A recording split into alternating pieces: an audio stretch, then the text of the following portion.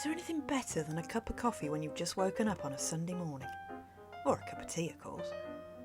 I'm sure I'm just like you, in that I'm always thinking creatively, whatever I'm doing. A million little ideas occur to me every single day. Most of them get discarded or forgotten, of course, but I was looking into the bubbles in my coffee cup last weekend, and I remembered something I was once asked to do in primary school. We made a treasure map. I'm pretty sure you'll have done this too. You use tea or coffee to stain a piece of paper, making it look old and worn out and weathered. You crinkled it up, nibbled the edges like a happy little mouse, and then decided where to put the trees, rivers, villages, before determining where the X would mark the treasure spot. Tea, coffee and some spices can leave stains on paper. We all know this. So I started to think about what I could do with this as an adult, because I had so much fun doing it as a child.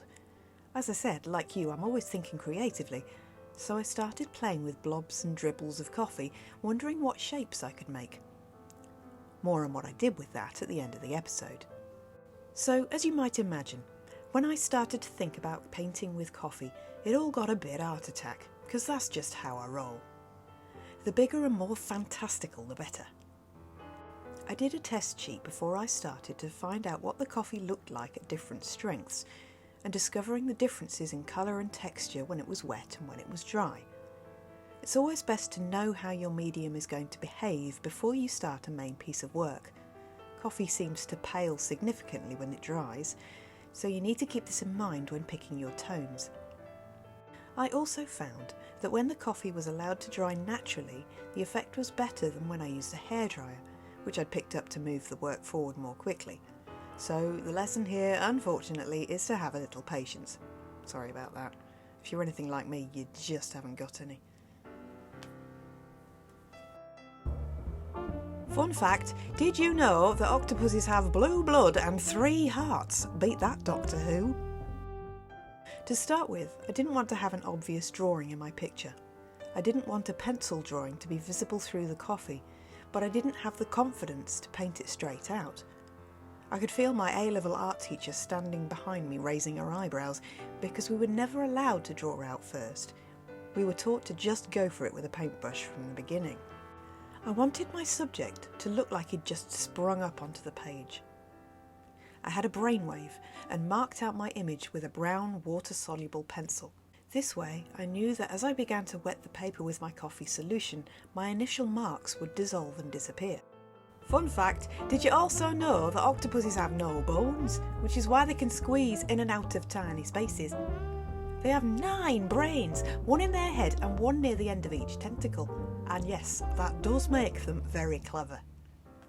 After some time experimenting, who am I kidding? After some time mucking about and playing with my cold cup of coffee, I decided to treat my picture as if it were a watercolour. With watercolour paint, the best method is to start with the lighter colours first, building up the depth of colour with additional layers. I let each layer dry before starting on the next darker colour. My earlier experiments determined that I could easily make 4 distinct strengths of coffee to get 4 different tones. Another fun fact, octopuses always win at hide and seek because they can not only camouflage themselves but also mimic other creatures. There are 300 different types of octopus, but they can be really hard to find. Make sure when painting anything that the paper you are using is appropriate and up to the task you're asking of it. Use watercolour paper or paper with a high GSM number. This stands for grams per square metre and is essentially a description of the weight and density of the material. When thinner paper gets wet, it'll disintegrate, giving you those nasty, scrubby little holes in your work, which just isn't good. It often helps to tape your paper to a board with paper tape as well. Sticky tape is too sticky and you risk ripping your work when it's complete, so always use paper tape. This will give you a clean edge to your work when you remove it and can help prevent the rippling that often occurs when the paper is wet.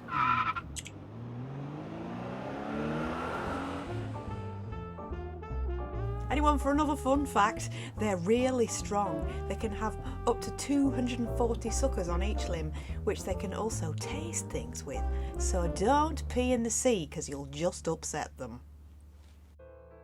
The subject matter in my painting required quite a loose approach, painting with broad marks and working quickly.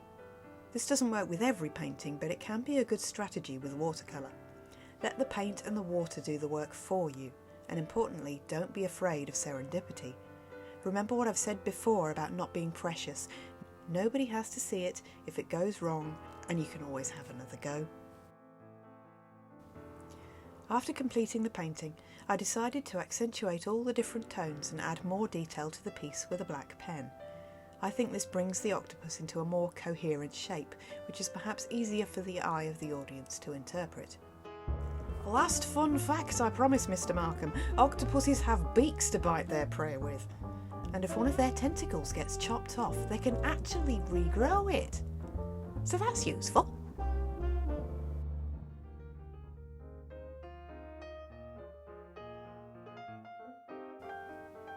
To get back to those ink blobs from the beginning of the film, I had so much fun making them into different things.